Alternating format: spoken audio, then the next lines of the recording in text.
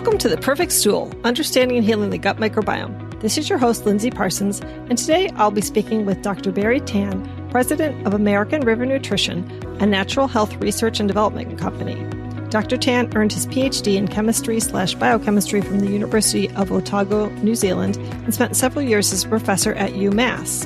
His research expertise includes lipid-soluble nutrients, carotenoids, E vitamins, CoQ10, and omega-3s that impact chronic conditions.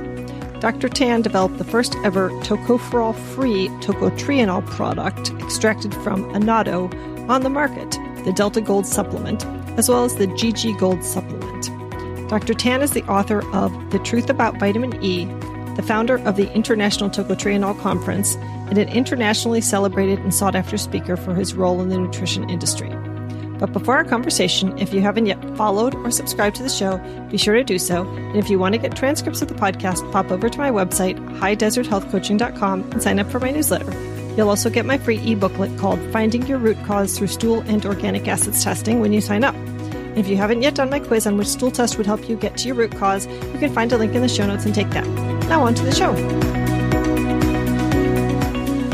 Welcome to the podcast, Dr. Tan. Thank you. Thank you for inviting me. Looking forward to talking with you and to your faithful listeners.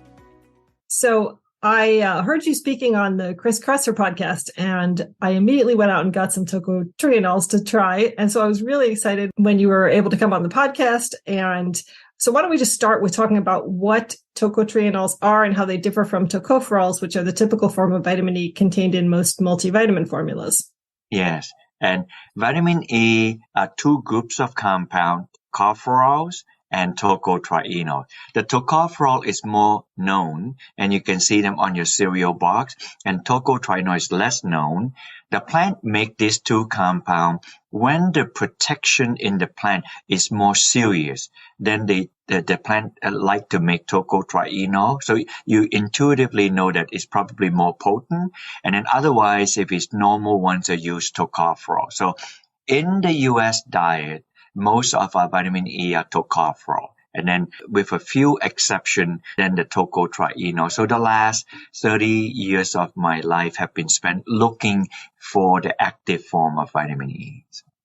Okay, so the tocotrienols are the active form, whereas the tocopherols are inactive? Is that? Not inactive, less active, the tocopherol, and the tocotrienol is active enough that about this book, you can see from the title of the book, Tocotrienol, Vitamin E Beyond Tocopherol. And tocopherol is vitamin E people know, and tocotrienol people know less. You see, I was one of the authors. So it's more an academic book, so I don't tell people much about it. They can look up. This is a more consumer book. I wrote it as a labor of love, and people can download on the website. It's free of charge. Okay. The Truth About Vitamin E is the book. Truth About Vitamin E, and then they can get it from here, download just my name. BarrieTan.com /. Yeah. So that would be. Okay. I'll include those links on since it's just a podcast, people are hearing those things, but I'll be sure to put those links in the show notes. Yeah. So I started my career as a University of Massachusetts professor in 1982, and then I started to study vegetable oil. So intuitively, if vegetable oil is where you find vitamin E, the plant makes vitamin E to protect the oil from going rancid. So that is like that. So I know we are all to some extent very self-centered. Somehow the plant makes things for us. The plant never makes things for human beings. we ought to be grateful that they make things that is helpful to human health like that. They make it to protect themselves and for their own survival like that. And plant typically don't make a lot of fat. But when they do have a lot of fat, like corn oil, soy oil, actually corn and soy is not a huge amount of fat. But when they take the meal out and feed the animal, blah, blah, blah, or make tofu, and then left behind would be the vegetable oil loaded with vegetable oil. And then the vitamin E go there to protect it. So that is, however, when you think of a human being, we typically have anywhere from 20% would be exceedingly lean, 40% is on the obese side. So therefore, if you average it, a person has 30% fat. So in general, a human person have more fat than a plant ever would have. So therefore, from there you can tell if we carry on average 30% fat, then this fat need to be protected. So that's where I study vitamin E to find out how it can protect us from oxidative damage. Okay. So I understand the tocotrienols that you work with are sourced from the annatto plant. So tell me how you came across this source of tocotrienols. Yeah, I discovered the three major sources of tocotrienol from plant, which I had said earlier that they're difficult to find compared to tocopherol. The first one I found was in palm oil, and people have questioned about taking palm oil, saturated fat and all that, but palm oil has a fair bit of tocotrienol. And then rice bran, the brown part of the rice bran, also have tocotrienol. So it's a kind of like an open secret. When you eat Japanese tempura, they deep fry with rice bran oil, and rice bran oil is stable because of the tocotrienol in it. Otherwise the oil will go rancid even faster. However, rice and palm contain about 25 to 50% tocopherol. Now, I'll come back to that later. So I was looking for a source that is very rich in tocotrienol. Then the year was 1994. There was a professor in Harvard. Her name was Johanna Seddon, and she discovered that on the back of the retina of the eye, they're laden with lutein and zeaxanthin to filter out the blue light. If you fast forward to today, everybody knows that if you take lutein and zeaxanthin, it's good for to prevent macular degeneration. But this is back in 1994. It wasn't long ago. So, and then I know that in South America, in Peru, there would be a huge giant marigold plant. See, it's a younger me with hair. I went there to look for marigold petal to extract lutein from the petal, that it would be good for the eye. But then by this time, I was already studying tocotrienol. Then fate has it, literally 20 feet away from me, I saw the annatto plant. That would be this guy here. And you would have heard of the annatto plant because we use the color for coloring cheeses, Dorito chips, and macaroni and cheese. If you touch it like I pretend to do here, it will stain the plant. I intuitively knew something was unusual. By the way, the color is also a keratin, like lutein and zeaxanthin, except it's very unusual. If you look at this fruit, it doesn't have a fleshy part like fruit have. If you think of any fruit you eat, it has a fleshy part, but this just have the seed and then this staining. Because I was a carotenoid chemist, I thought of something. If you think of carrot, you got to cook carrot to get the beta carotene out. You got to cook tomato long time in oil to get it out if you do Italian sauce like that.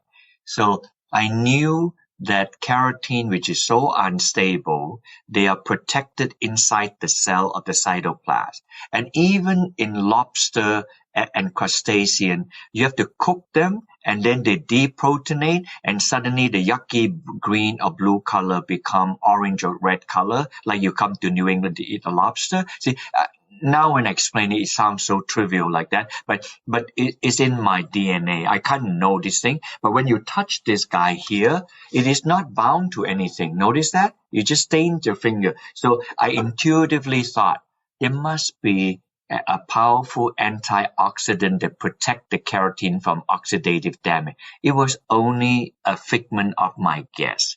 And I thought that it would be a polyphenol, which will happen a lot in nature. Surprisingly, it wasn't. And more surprisingly, it is a vitamin E molecule. And most surprisingly, it is a vitamin E molecule that only contains tocotrienol and not tocopherol. So that would be my third advent. Palm and rice contain 25 to 50% tocopherol, and annatto tocotrienol is completely free of tocopherol. By this time, I had already been studying tocotrienol for some 25 years. I immediately called my professor friend. At the time, he was in University of Wisconsin-Madison, and I asked him that, what do you think? And then I remember he told me, he said, Barrie, if tocotrienol would mitigate human chronic condition, this tocotrienol better be. Otherwise, you and I are completely a lost cause for our desire to bring this to bear. So the last 25 years, years, I've been committed to do a chronic condition with this sort of vitamin E, and happily they work on many chronic conditions that we study. Interesting. And we will talk about that. But I did just want to mention, so I lived in Costa Rica for a year and a half, and I learned how to make a few dishes there. And one of them, arroz con pollo, uses annatto as a spice. And they have it in tubs in the grocery store. They're just bright red-orange sort of tubs that you can take a chunk out of. And it's like a refrigerated margarine about that consistency. Wow. Not like the pebbly stuff that you find here in the spice aisles. And of course, it tastes terrible if you eat it straight, but it adds a subtle flavor and, of course, an obvious color to the whole dish when you add like a teaspoon or two. Yeah, wonderful. And I actually, I bought a couple tubs years ago, and I still keep one in the fridge. And of course, it doesn't seem to go bad at all, because of obviously the protection it's got.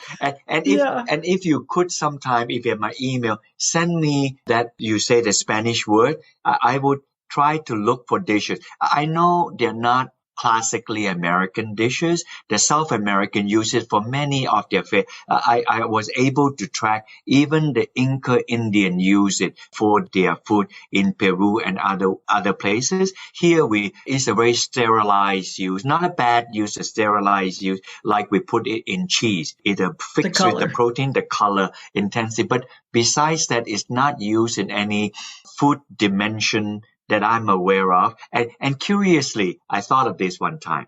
It is not known to the Asian context. I'm Asian, with the exception of Filipino. And then I was able to track it because the Spanish that went to South America also was in Philippines for 400 years. Sometime when I tell my American colleague, it's hard for them to put their head together. The Spaniards were in Philippines for 400 years, as long as they were in South America. So not surprisingly, many of my Filipino friends, they have Hispanic name and they look like me. So you can tell they have been there for a long time. And a lot of Filipino food also use annatto. Isn't that interesting? So they brought the flavor and the seeds, and they grow it in Philippines. So a lot of Filipino empanada, see, that's a Spanish word. But empanada is, if you ask any Filipino friend, they know empanada. And then they make this little reddish looking, and then they put this annatto in. But otherwise, the other part of Asia or Southeast Asia is an unknown spice. They don't use it at all. So yeah. Well, I've got two recipes, I think, that call for it. The arroz con pollo, which is just chicken and rice, and then another is a chicken dish. I will send you both those recipes, and I'll post them in the show notes. Thank you. So I'm wondering, are tocopherols harmful to take as a supplement? I would say not harmful unless you take in high amount. If you remember the late 90s into the 2000s, all the published work on vitamin E was negative. Even women who take it, Harvard Women Health Study, and some of the women have higher incidence of breast cancer, and men who took it have prostate cancer like that. I think that the reason is because of all the 8 vitamin E, 4 tocopherols and 4 tocotrienols, alpha tocopherol is the only one that have a transport protein. That means that when they cross the cell membrane, they have a rite of passage. They have a protein that take them in. Only alpha tocopherol has it. The other one just go by diffusion. Diffusion simply is an engineering phrase, low concentration, high concentration. You'll move from the high concentration to the low concentration, just like if you put sugar. If you put a lot of sugar in a glass of water, and then the sugar first sink to the bottom, and over time you see some wiggly thing, it will move from the high concentration as the sugar dissolve into the low concentration. That is a process of diffusion, and that's how vitamin E would work, with the exception of alpha tocopherol, because they have a transport protein that help. So in those studies, when they use alpha tocopherol, they use 400 and 1,000 milligram. So a lot of this vitamin E go in. It had no place to go, and I think that they are not good for you. However, if we were to eat a normal diet containing 10 to 15 milligram, which is 15 milligram is 100% recommended daily allowance, that would be fine. So, but however, supplemented, which is people will make 10, 20, even 30 times higher concentration of alpha tocopherol, that's a problem. But we did not find that to be a problem with tocotrienol at all. Okay. And so what conditions has the research shown that tocotrienols can benefit? Okay. How about I tell you some of the conditions we study, and then we can fractionate them. We did a lot of study in the last 20 years on chronic conditions. And I think that for the audience to appreciate this, right, we're not talking about a drug. We're talking about a supplement. And this is almost my entire lifetime studying this. So this is, if I weren't here, I doubt a very large company would put this kind of money and time and effort and energy to do this. So we did probably about 15 to 20 clinical trials. And the kind of studies we involved in chronic conditions were initially we studied dyslipidemia, high cholesterol, high triglyceride like that, insulin resistance, people who are pre-diabetic but not yet diabetic, that group. And then finally we studied the group of people who are diabetic. And now we have committed to have huge amount of resources to study people with fatty liver disease. Now, I mentioned all this. So if the audience is having any of this condition, you would understand. For the audience that do not have this condition, so you're blessed. But just to give you some numbers, people who are pre-diabetes is about 90 million American. People who are diabetic, 35. And about another 100 million people who are fatty liver disease. Of course, some of these things overlap like that. So therefore, a huge number of American populace have this kind of problem. And now most recently, we are studying people with beyond overweight. They are obese, men and women in Texas like that. So in these studies that we are doing, people with pre-diabetes and dyslipidemia, our study calls for anywhere from 100 to 250 milligrams. Say you round it up, 100 to 200 milligrams. And then for people who are diabetes, the studies was about 250 to 350 milligrams, like that. And then for fatty liver disease, remember the liver is the largest solid organ. We actually did 3 studies on this, Lindsay. We did a 3-month study, 6-month study, and a 12-month study. We already were convinced 600 milligrams was needed for this, so we didn't change the amount. We just did the time. We did the time because I weren't sure that after 3 months, if we were to be successful, that it would continue to be so in 6 months. So therefore, it's not a dose-dependent study, but instead a time-dependent study. So we stay with the same dose. We study different things at 3 months. We study stress enzyme, and the stress enzyme calm down and drop. And the second study, we study steatosis, which is fat in the liver. We use ultrasound to map it like you use ultrasound to look for a baby in a mother like that. And then we're able to see that the fat egress from it. So the 6-month study. In the 12-month study, we decided to go for gold. We decided that I have to go beyond getting consumer to be interested or a primary physician to be interested. I have to convince a specialist to be interested, which means that these are liver specialists. So we decided to do CAT scan, and we saw that the fibrosis score is reduced. The steatosis also. Steatosis is the fat in the liver. Steatosis reduced. When the fat stays in the liver too long, they form scar. So the doctors call it fibrosis, and that's kind of like considered not reversible. So now we can clearly confirm that fat is reduced, inflammation is reduced, liver enzyme is reduced, steatosis and fibrosis. But there is something I will keep it last to tell because I'm initially very skittish to talk about this. We noticed this in the 3 months. I was not very convinced. So in the 6 months, we saw it again. And my science director, she's very sensitive to this. She said, Barrie, did you notice this? I said, and I saw this. But I'm hesitant to make a comment on this. How about we do a 12-month study and we repeated it? And the shorthand is the people who have fatty liver are already generally overweight. They lost weight.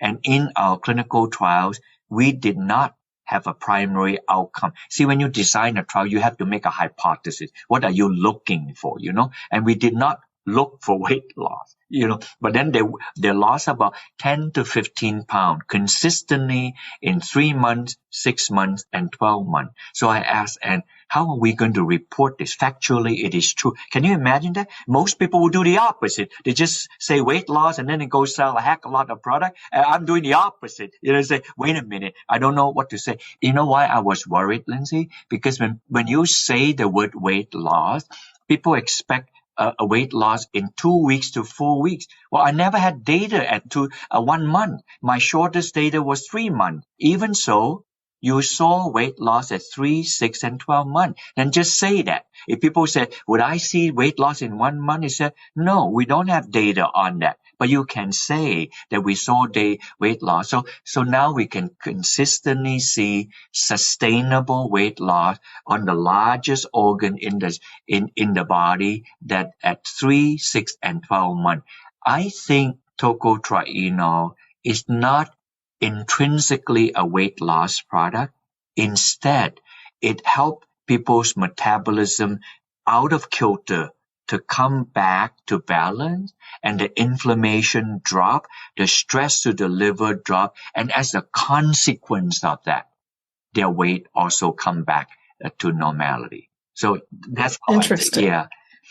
Yeah. So does it matter whether the fatty liver is non-alcoholic, or could it be alcoholic fatty liver too that this would impact? This is a brilliant question. We only study non-alcohol fatty liver, but the reason this disease was called non-alcohol fatty liver disease, it was discovered by Mayo Clinic 1984, not so long ago. I don't know if you know this story. There was a cute story. Well, it wasn't cute when it happened.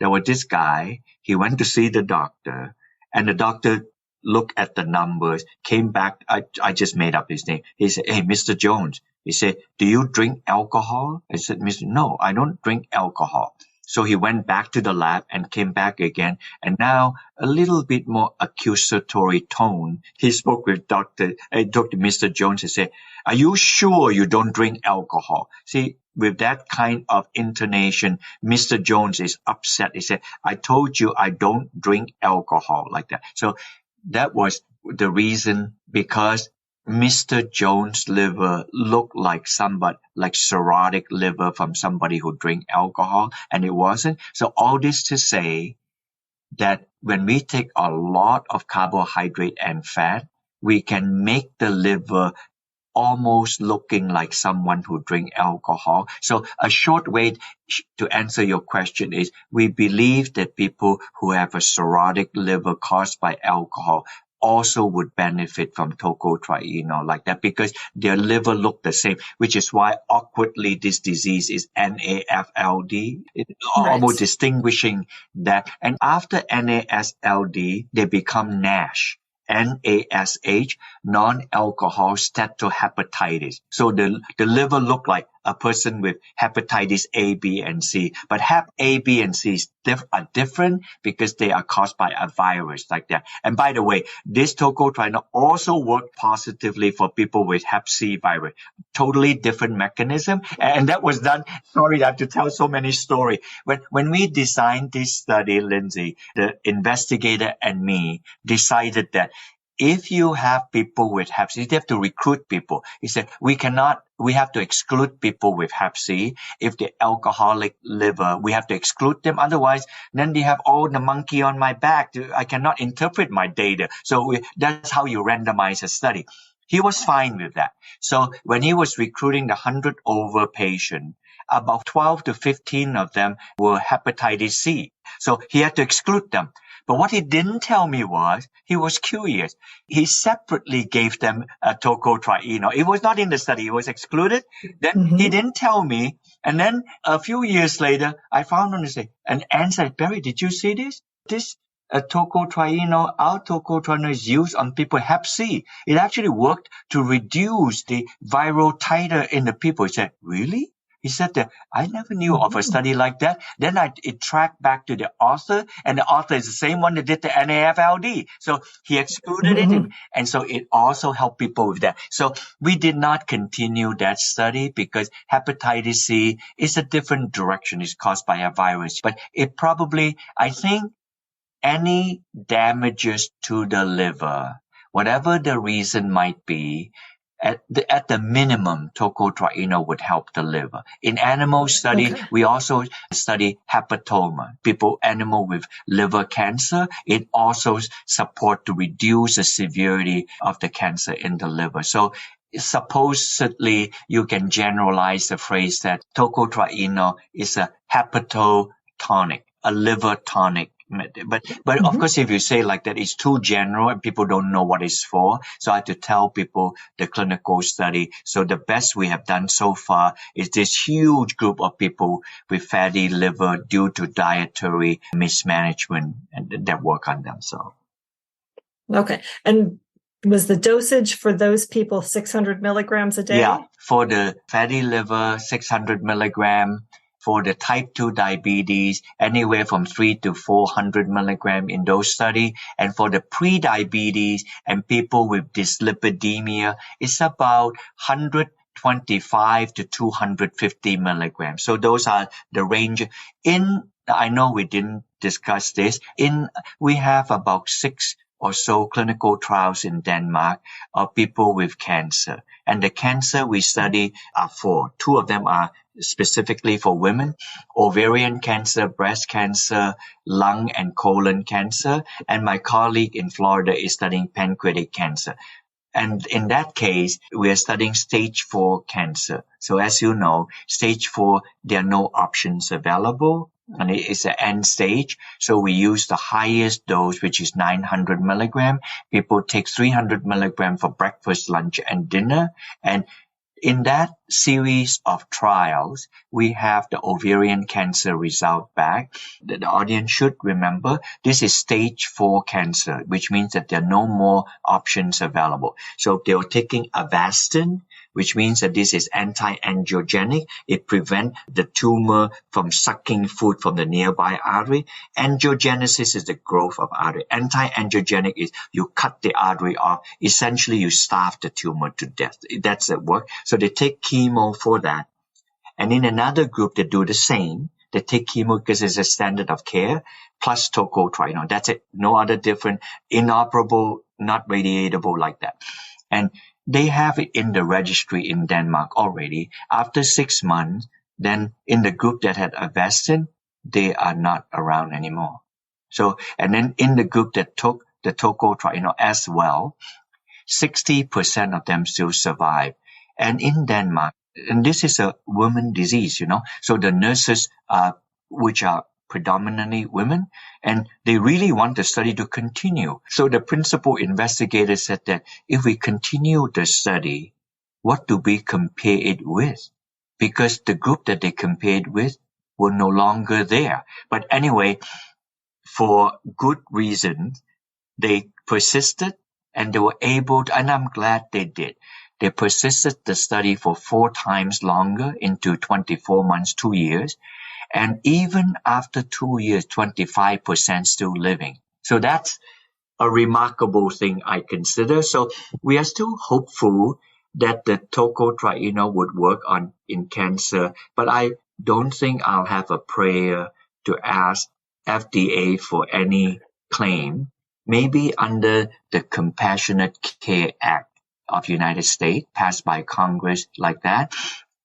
When there are no options available, then the FDA may allow its usage. I don't know if we have the wherewithal and the financial muscle power at the FDA, but we're willing and have the will to complete the study and then let people who read the study. So hopefully in another year or 2, if you still remember me, you can call me and say, Dr. Tan, have you completed the study? I'd like to find out more on that.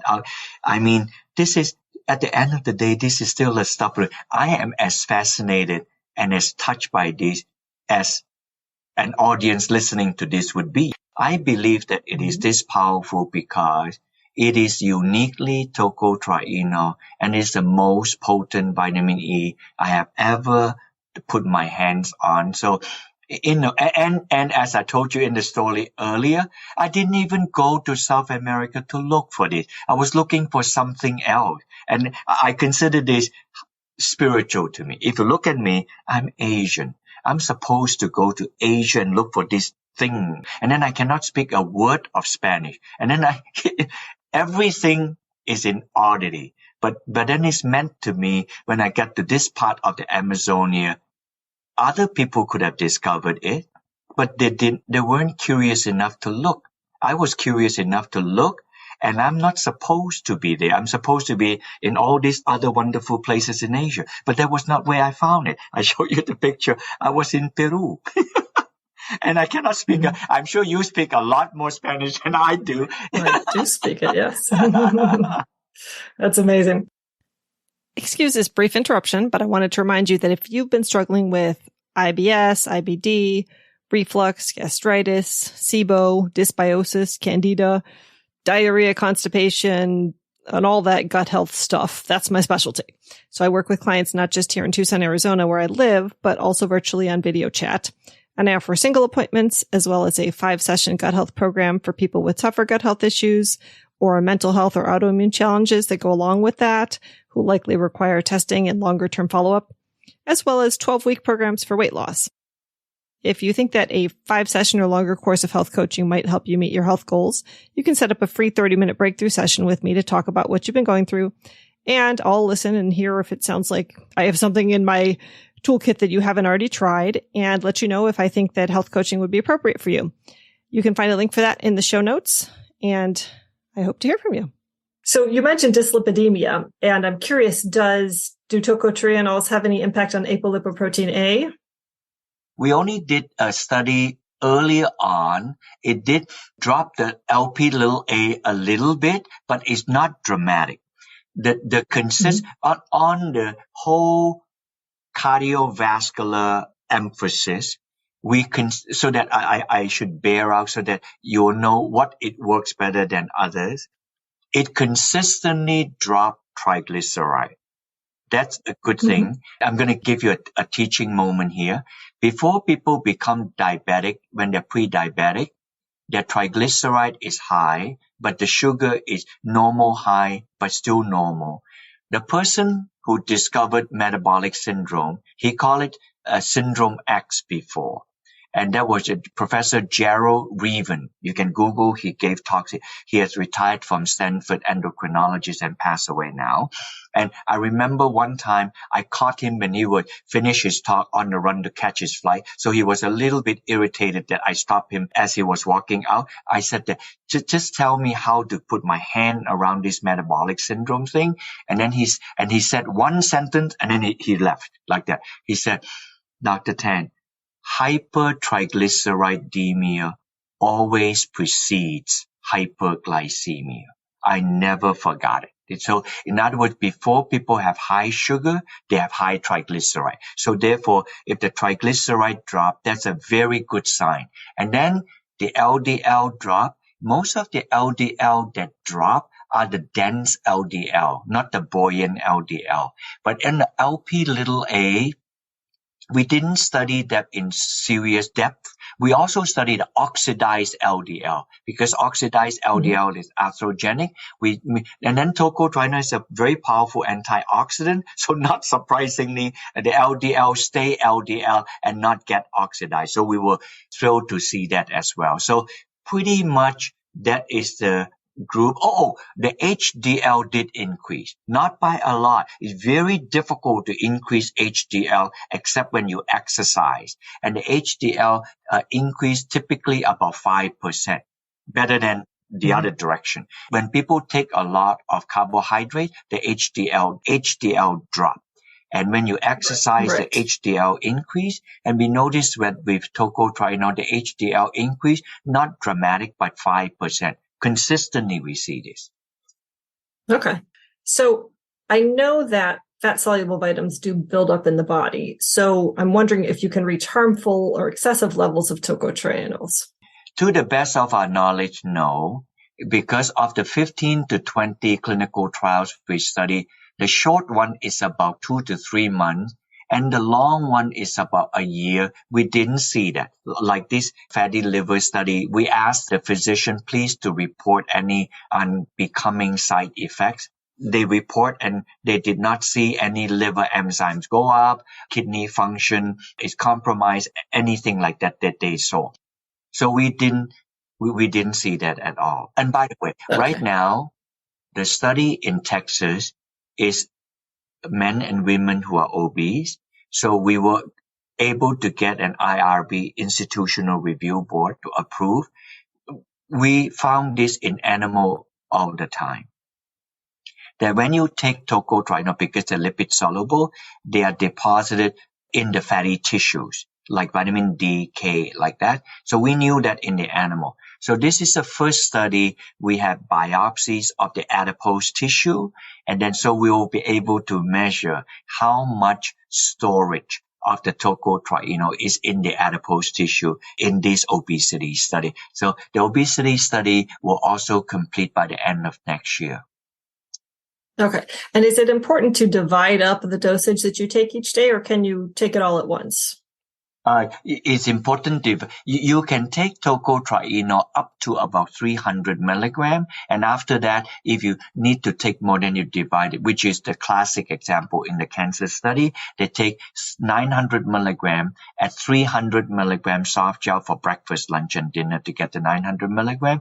And in the fatty liver study, they take 300 milligram with lunch and dinner. Mm-hmm. And notice I always say with a meal, they're lipid soluble. Right. So you shouldn't take it on an empty stomach like that. And then for studies that only require 100 to 200 milligram, they can take all of it at one time. Okay. Because they're not more than 300 milligram apart. Okay.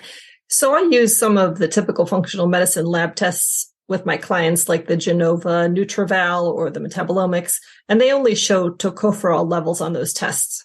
So can you infer anything about tocotrienol status from tocopherol levels? No, you cannot. On tocopherol, they readily do that. And I know that had made the tocopherol story last as long as it did. Because of the alpha tocopherol transport protein, frequently when people take blood work, because they're looking for lipid profile for cholesterol on a fasting stage, and then it's about 12 hours overnight fast, then they look for vitamin E. If you ask for a blood work for vitamin E, besides alpha tocopherol, like tocotrienol, 12 hours, you're not going to see any tocotrienol, even if they take it with the dinner about 10, 12 hours last night before. It was actually on that one, it also have a story too. We did that 20 years ago, and we found out that there were no tocotrienol in the fasting blood 12 hours after. And then the research professor said that, see, the tocotrienol is not absorbed, it's useless. Mm-hmm. I nearly got thrown away with the baby with the bathwater. So then I said, wait a minute, you cannot say that, because the blood is only a snapshot on the thing. Not that in the blood is no good, but it's only a snapshot. So I have to go back to animal study, and in animal study, this is it. In the cholesterol thing, because the alpha tocopherol, let's say if you think of it, 2, 3, 4, 10 hours like that, the alpha tocopherol will go up like this. But with the tocotrienol, and let's say this is 5 hours, it go up 5 hours, and then it quickly go down 6, 8 hours it back. So if you have overnight fast, it's almost zero. First, we show this in animal, and we show this in human. We actually did.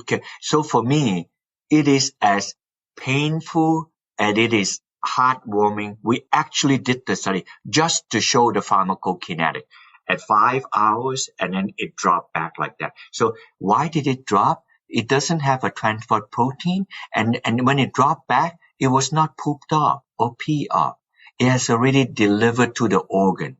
So that one is, but the alpha tocopherol, it kept being in the blood.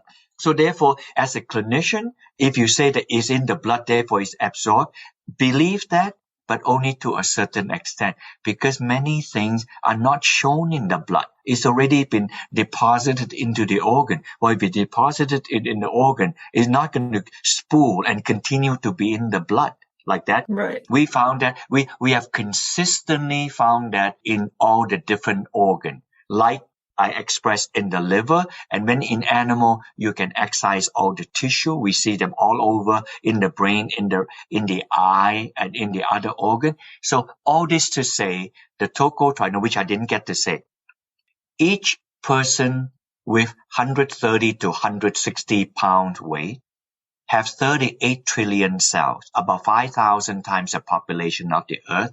Each one of them is like a cell, say like a bean shape, and has a cell wall. And most of the fat in the body is in the cell membrane, and the tocotrienol go to the cell membrane. And the fattier the organ is, the more tocotrienol would be there. So you would expect that tocotrienol would be found in your brain, in your liver, in your lung, and in all fatty tissue. Of course, in your adipose tissue like that. So, but of course, in people, you say, well, how do you know this? We know this because they work to kill the cancer in those tissue, but we cannot poke and get a biopsy because humans are not animal. So you cannot do this. Like in the liver study, in fatty liver, we were not allowed to do biopsy. It's a luxury we cannot have. However, if the person have cirrhosis, have liver cancer, hep C, well, that's different. Then they'll do a biopsy. So the closest and the first ever we have this is with the obesity study. And for that, we are only allowed to have biopsies of the adipose tissue where the love handle is. So that's minimally invasive, but otherwise we are not allowed to do that. So therefore, it is, in that case, it's legitimate to study it from the animal. However, we did have one study, is a cadaver study, and it was that we found out the liver thing. A lot of these are story finding. This professor in Ohio State got a U.S. government grant to study brain, tocotrienol in the brain. So he was going to get $5 million grant, but NIH asked him, but you have to show us before we gave you the $5 million to do your study that the tocotrienol is all the different tissue. Then he said, he was drawing a blank. How am I going to show him that tocotrienol is in all the tissue? The reason NIH asked that was because they did not see it in the blood. That was the reason. So he had a problem. He didn't know how to deliver to the government that. And then the university was so creative. He said, we have end-stage liver failure patient. And if they are on a liver transplant list and waiting, they may wait in vain and they may not get the transplant and then they die. So if they give consent to take the tocotrienol, and if and when they die and they allowed their organ for human research, then you are good. So he did. He gave it to like the 20 or so patient. Half of them passed away, and then that's when he showed that the tocotrienol was found in the brain, in the eye, in the heart, in the lung, everywhere. So he got his money. But a side note was half of the patient improved. Remember, he was doing this to show what he need to get the grant for the brain study. It was because of that we decided to do study on the fatty liver. It was pure. You follow that? It was not even a study. The study was just show me that the tocotrienol go to different organs. He did. He got his money, but he published the study in Journal of Nutrition. Then he did, and we did, and so now, asked by the U.S. government to show that it's found in different organs, now we're able to find that indeed it even helped people with fatty liver. So sometimes findings are not a sweet path, but it did lead to a good path. So that's a blessing. So it did not come from me, Lindsay. So I cannot make claim. I'm thankful that professor did it. So we took the cue from that and decided to engage clinical study. That's awesome. So we're kind of running out of time, but I want to get to GG or Geranylgeraniol, I think. Yes. So I know you've done research on that and that might have some relationship to gut health. So can you tell me about that? Yes. GG is an endogenous nutrient, which means your body makes it. I know that the body makes GG for at least 3 reasons, probably more. The body makes GG to make the first 2 easier. In the back of me, that's a molecule of GG here. and the other molecule is coenzyme Q10. So the entire tail, 2.5 times the length of GG. So GG is used in the human body for the synthesis of CoQ10. So everything you know about CoQ10, which I don't have time to explain, you need GG. Otherwise, you cannot make CoQ10 in the body like that. So second, GG is required in the body for making MK4. Everybody in our industry know in the gut health, the gut fermentation in the gut makes MK7. So you can read everything about MK7 and other manoquinone using vitamin K. But I wanted to change the audience and your understanding. In the colon, our body make MK7 and other MK. That is to make the good bugs go up and the bad bugs go down so that your gut is in good place. But when people push the idea of making manoquinone, remember, when manoquinone 7 is made in the gut, they are not absorbed. Absorption of nutrient is in the small intestine. So when you make in the colon, it's in the process of making poop. Is excretory material through the rectum. So that only water is absorbed back and forth like that. I know time doesn't permit. So I'm saying that GG help the good bugs to grow because they are feeding material for the bug to grow in the bug. So they are growing more like prebiotic.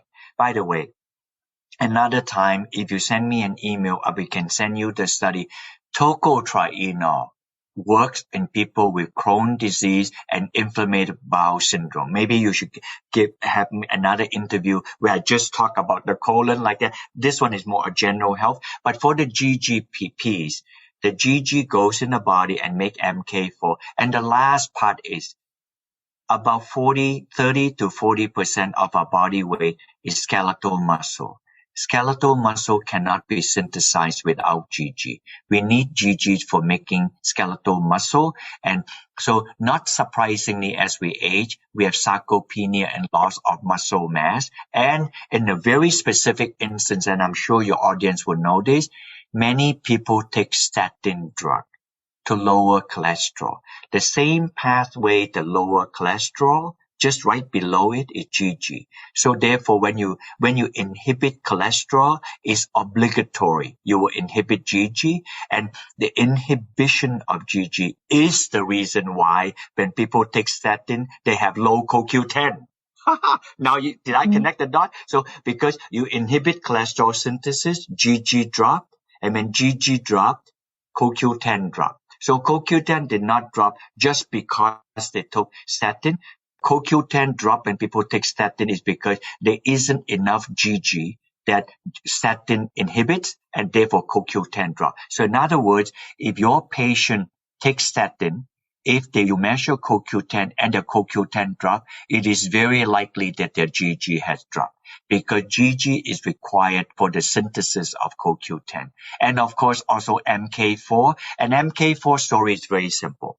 It would affect their bone health, the porosity. It would also litter the calcium in places you don't want them to be, like calcified artery, kidney stone, and gallstone. So that's a very short story about the GGPs. It's a very powerful biochemical, and I'm only talking about it today because humbly on the same plant that I extract tocotrienol on here, after I remove the tocotrienol in color, I still have some chemical there.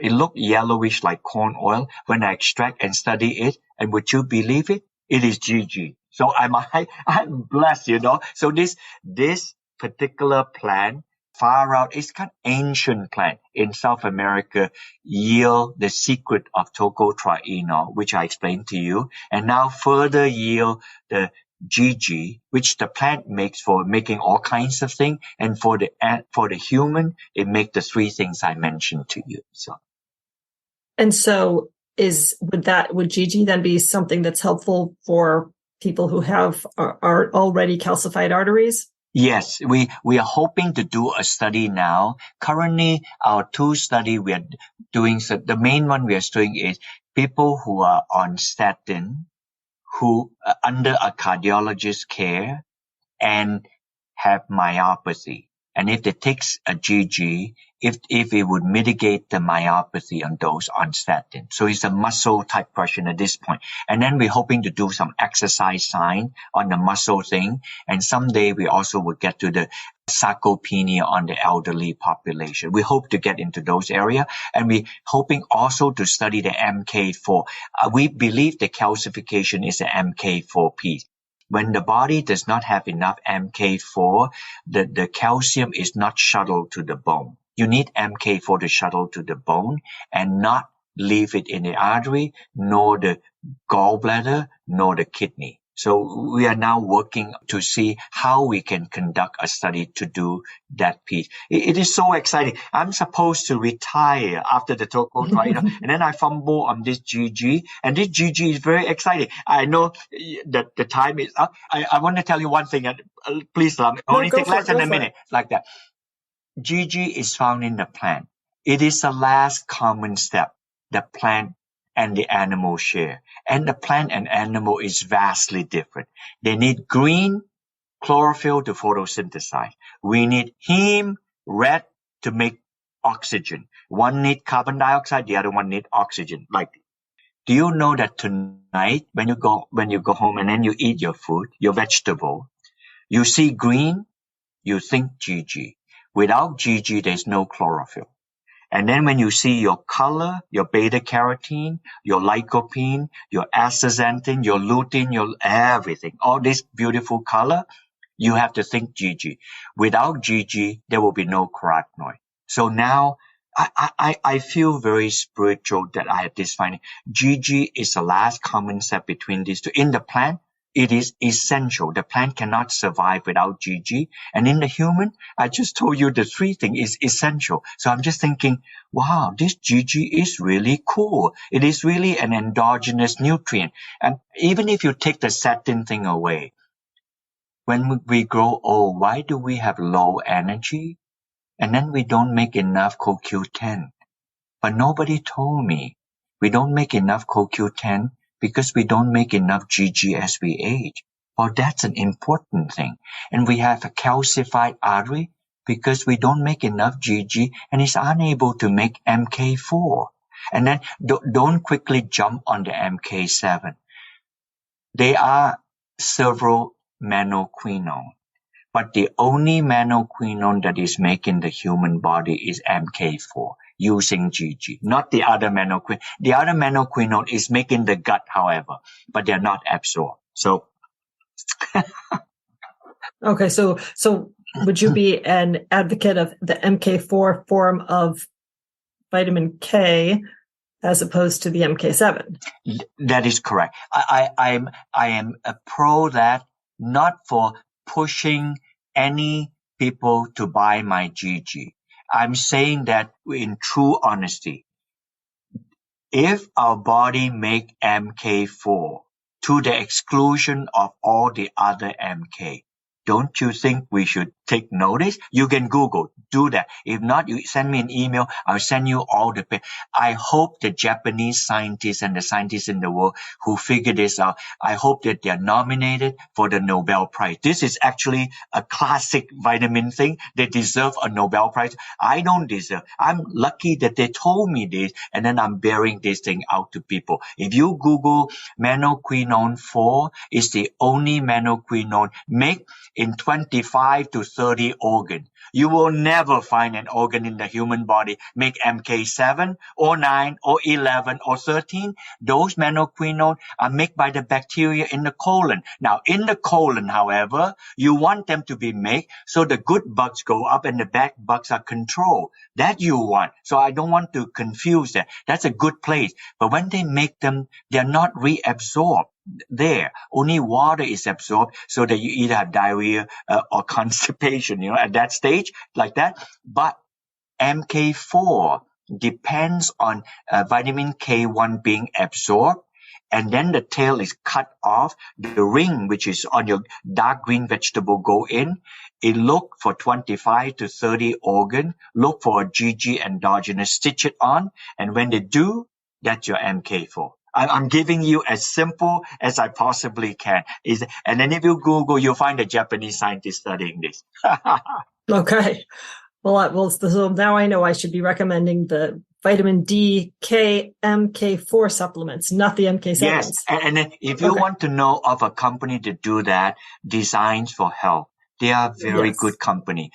I think their product is called Tri-K, Trik. So they have 3 vitamin D, GG, they have GG in it, and then vitamin MK4, I forgot. So if you just go to Design for Health Tri-K, I have a dispensary. I'll put a link to it and people can go in there, and I can even put my discount code for the dispensary on the show notes. Wow, thank you, Lindsay. Bless you and bless all your listeners to listen to you. Hopefully in another year from now, when more of my clinical study come out, you can have another interview of me, particularly more specific on the colon health thing and also on the other general overall health of the people. By then, I would have more clinical trial completed. I'd love to. So briefly, can you just tell me about the supplements that you have that have the Tocotrienols and the GG? Okay. You mean who sells them? Design for Health, as I mentioned, AC Grace, Allergy Research Group.